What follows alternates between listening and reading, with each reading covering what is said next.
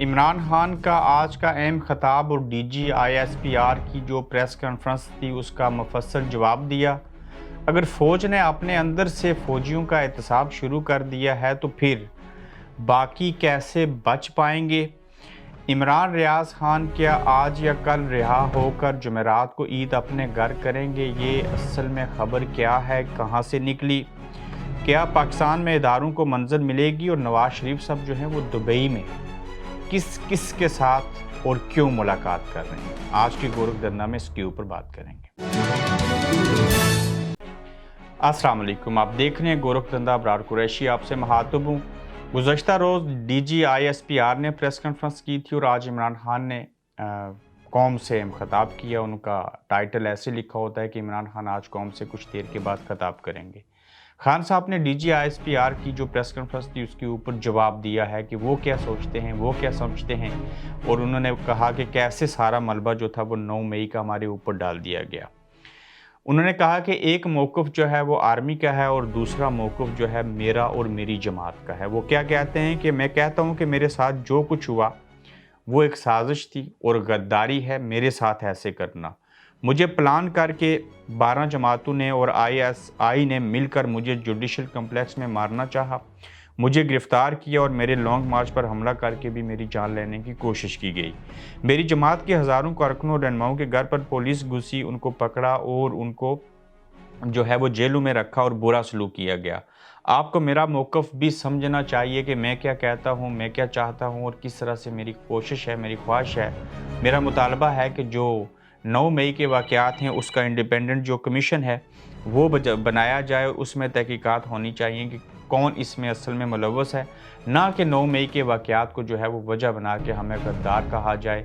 जबकि 9 मई के वाक़यात जो हुए उसमें मुझे जो गिरफ़्तार किया, रेंजर्स ने शीशे तोड़ के आए अंदर, मुझे अरेस्ट किया, उसके बाद मुझे अच्छे तरीके से वहाँ पे रखा, फिर छोड़ दिया।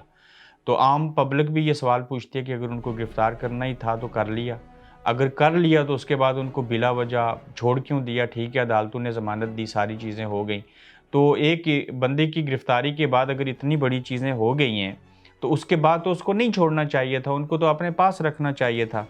तो ये बेशुमार ऐसी चीज़ें हैं और खान साहब ने उसके अंदर ये तासर देने की कोशिश की है, बताने की कोशिश की कि ये जितने भी अमल और सारी चीज़ें हो रही हैं, इसमें ये पूरा मंसूबा था, ये एक प्लान था जिसके तहत ये सारा अमल किया गया और उसके फ़वाइद जो हैं वो अब हासिल किए जा रहे हैं। और ये 9 मई के वाक़यात जो थे, जितनी भी चीज़ें हुई हैं वो हमने कभी भी नहीं की, ना 9 मई को की।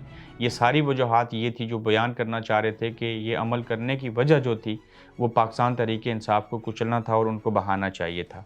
फिर अगर फ़ौज ने अपने अंदर से एहतसाब शुरू कर दिया है तो कोई और कैसे इससे बच सकता है? ये भी एक सवाल उठता है। DGISPR ने अपना मौक़िफ़ दे दिया, हम क्या करना चाहते हैं, हम क्या करेंगे, कोई अदालत, कोई हैंडलर्स, कोई किसी मास्टरमाइंड को रोक नहीं सकेगा, वो चाहे एतजाज़ एहसन हो, चाहे लतीफ़ खोसा हो या चीफ जस्टिस हों या इमरान खान हो या कोई भी बंदा उसके अंदर जो है वो हिस्सा बनेगा, हम उसको कुचल देंगे, यानी कि जो रुकावट बनेगा उसे नहीं छोड़ा जाएगा। तो जब फ़ौज ने अपने अंदर से brigadier general, core commander Lahore जो थे, फिर साबिक आर्मी चीफ की कोई नवासे, कोई किसी की बेटी, कोई बेटा, फिर जो 15 के करीब तरीन अफिसरान हैं, अगर उनका एहतसाब उन्होंने शुरू कर दिया, अपने अंदर से एहतसाब का अमल शुरू किया है, तो फिर ज़ाहिर है कि बाकियों को तो उन्होंने छोड़ना नहीं है। अगर फ़ौज के अंदर से एहतसाब हो सकता है तो फिर खान साहब जो कुछ मर्ज़ी कहते रहें, 9 मई हुआ, जैसे कैसे हुआ, जिसने किया, जैसे मंसूबा था। सहाफ़ियों ने सवालात भी पूछे कि ये कहा जा रहा है कि ये मंसूबे के तहत हुआ, सारी चीज़ें हुई, लेकिन उसके बराह रास्त जो इम्पैक्ट पड़े वो तहरीक-ए-इंसाफ के ऊपर पड़े। लेकिन सवाल ये लोग पूछते हैं कि अगर फवाद चौधरी भी उस तरह से बड़ी-बड़ी तकरीरें कर रहे थे, असद उमर थे, शाह महमूद कुरैशी थे, जिन लोगों ने अपनी नीयत और इरादे बदल दिए हैं, चाहे वो इमरान इस्माइल थे, अली ज़ैदी थे, कहते थे माथे पे गोली खा लूँगा, तहरीक-ए-इंसाफ को नहीं छोड़ूँगा, गाने गाए, रोक सकते हो तो रोक लो तब्दीली वाले। ये लोग अगर 9 मई में मुलव्वस थे तो ये तहरीक-ए-इंसाफ को छोड़ने के बाद पाक साफ़ कैसे हो गए? ये ओहदे से हटने के बाद कैसे ठीक हो गए? तो ये बेशुमार ऐसे लूप्स हैं, इसके अंदर खाली जगह हैं जो ऐसे शकूक व शुबहात पैदा करती हैं, बल्कि वो शकूक व शुबहात जो हैं वो यकीन में बदल जाते थे कि 9 मई जो हुआ इसके बिहाइंड एक पूरी थ्योरी थी, पूरा सेटअप था, प्लान था जिसकी तरफ से भी किया गया। चूँकि उसकी सज़ा इतनी है कि 9 मई के वाक़ये के बाद जो लोग उसमें मुलव्वस भी थे, इमरान खान को छोड़ दें, तहरीक-ए-इंसाफ को छोड़ दें, इस्तेकाम-ए-पाकिस्तान पार्टी में चले जाएँ या पीपल्स पार्टी या नून लीग में, तो वो पाक साफ़ हो जाएँगे। तो ये किस तरह का जो है वो मामला है जो लोगों की समझ से बाहर है। फिर इसके अंदर देखना होगा कि नवाज़ शरीफ साहब जो हैं वो दुबई पाकिस्तानी सियासत का मरकज़ बन चुका है और नवाज़ शरीफ किससे मिल रहे हैं। बिल्कुल नवाज़ शरीफ जहाँ पे आसिफ अली ज़रदारी साहब से मिले, सुनने में आया कि उनके दरमियान किसी चीज़ के ऊपर फड्डा भी चल रहा है, चीज़ें तय नहीं हो पा रही कि शराकतदारी किस तरह से होगी इक़्तिदार में, नून लीग का वज़ीर-ए-आज़म बनाया जाएगा। फिर ये भी बात हो रही है सूबे जो हैं वो किस-किस के पास जाएँगे, टिकट सीट एडजस्टमेंट कैसी होगी, खुफिया इत्तेहाद कैसी होगा, ज़रा इसको खुफिया रखना है लेकिन बातें तो बाहर निकलती हैं। किस-किस पीपल्स पार्टी के उम्मीदवार के सामने जो है वो नून लीग उम्मीदवार खड़ा नहीं करेगी और इनको जितवाया जाएगा। तो अभी भी सिचुएशन जो है वो एस्टैब्लिशमेंट तो पीपल्स पार्टी को लाना चाह रहे थे लेकिन नून लीग की तरफ से वज़ीर-ए-आज़म की बात का चलना, फिर आपस में चीज़ों को तय करना, सूबे को बाँट लेना, वफ़ाक को बाँटना, फिर वफ़ाक की हुकूमत के अंदर वज़ारतों को तक़सीम करना, फिर टिकटों के बाद सीट एडजस्टमेंट की बात करना। इसके ऊपर जहाँ पे चीज़ें तय नहीं हो पा रही, वहीं पे नवाज़ शरीफ साहब उस माइंडसेट के साथ कि मैं मुस्तक़बिल का वज़ीर-ए-आज़म हूँ, वो जिन लोगों से मिल रहे हैं वो बड़े बिज़नेस टाइकून हैं, बड़े बिज़नेसमैन हैं जिनके इंटरनेशनली सतह के ऊपर अच्छे मरासम हैं, बाकी ममालिक के साथ अच्छे मरासम हैं। तो नवाज़ शरीफ साहब ने बिज़नेस कम्युनिटी से मुलाकातें करनी शुरू कर दी और दर्जनों लोगों से वो दुबई के अंदर मिल चुके हैं। वो दुबई में मौजूद हैं और वहाँ पाकिस्तान से भी कुछ लोग गए हैं जो दुबई में नवाज़ शरीफ साहब से मिले हैं और उनको रोड मैप देंगे कि हम मुल्क की माशी हालत कैसे ठीक करेंगे। हम इक़्तिदार में आएँगे तो आप लोगों की किस तरह की सपोर्ट चाहिए होगी। तो पूरा प्लान ये बनाया जा रहा है, आगे के बारे में सोचा जा रहा है। ताहम ये बात है कि नवाज़ शरीफ साहब जल्द वतन वापस आएँगे, वो पाकिस्तान में इलेक्शन कैंपेन चलाएँगे। ईद के फ़ौरन बाद पाकिस्तान तहरीक-ए-इंसाफ के लिए सख्तियाँ पैदा हो जाएँगी। मज़ीद ये कैसे अपने आप को जो है वो मेंटेन रख सकेंगे। इमरान खान के अब तक देखें तो असाब की जंग में वो मज़बूत हैं। उनकी पार्टी के लोग पहले भी लड़खड़ाए, आइंदा भी लड़खड़ाएँगे या कि नहीं। कारकुनों की तादाद जो है वो रोज़ बरोज़ इज़ाफ़ा हो रहा है, जितने मर्ज़ी सर्वे करवा लीजिए।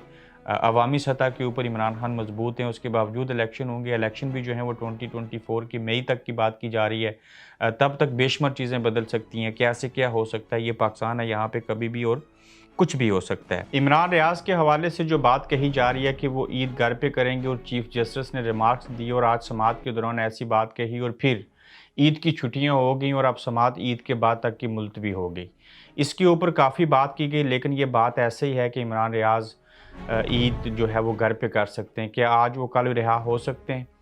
बिल्कुल रिहाई नहीं मिलेगी। जिनके पास हैं वहाँ पे वो जब चाहेंगे तो उनको रिहाई मिलेगी। चीफ़ जस्टिस अब ख्वाहिश कर सकते हैं और इमरान रियाज़ के हवाले से रिमार्क्स देना चीफ़ जस्टिस उमर अता बंदयाल की जानिब से ऐसे ही है जिस तरह से उन्होंने कहा था कि 14 मई को हर सूरत इंतखाबात होंगे, इंतखाबात को कोई नहीं रोक सकता, वो सारी चीज़ें करेंगे। लेकिन ये रिमार्क्स जो थे वो सिर्फ ख्वाहिश की हद तक थे और उन्होंने कहा कि क्या ही अच्छा हो अगर इमरान रियाज़ जो है वो अपनी फैमिली के साथ ईद करें। बिल्कुल लोगों की लाखों लोगों की, हज़ारों लोगों की जो खुशियाँ हैं वो दोबाला हो जाएँ।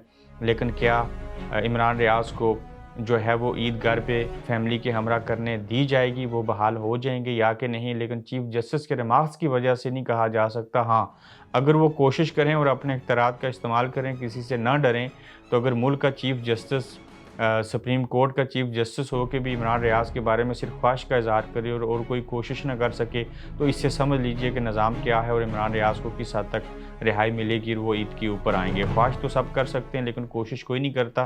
तो ये ख़बर इमरान रियाज़ शायद ईद घर पे करेंगे, शायद रिलीज़ हो जाएंगे। ऐसे ही है जैसे कि चीफ़ जस्टिस कह रहे थे कि 14 मई को जो है हम इंतखाबात करवाएंगे। अपना ख्याल रखिएगा। तमाम लोगों को कबल अज़ वक्त ईद की पेशगी मुबारकबाद और फिर मिलेंगे नई खबरों के साथ। आप देख रहे हैं गोरखधंधा अब्रार कुरैशी के साथ।